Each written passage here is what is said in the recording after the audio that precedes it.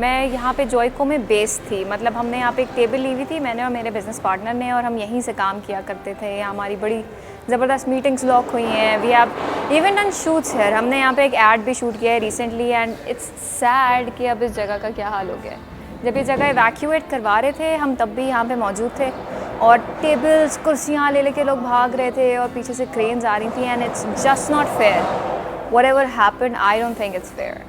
हमें टाइम भी नहीं दिया गया। उन्होंने बस क्या एक दिन पहले बताया कि जगह इवैक्यूएट करनी है। डू पीपल अंडरस्टैंड कि हमारा कितना उससे लॉस हुआ होगा, काम में कितना रुका होगा काम। So when they were breaking things down, they weren't even listening. And I just don't know how to express my grief and anger. But this is going to be a very huge setback for me and the people who worked around here.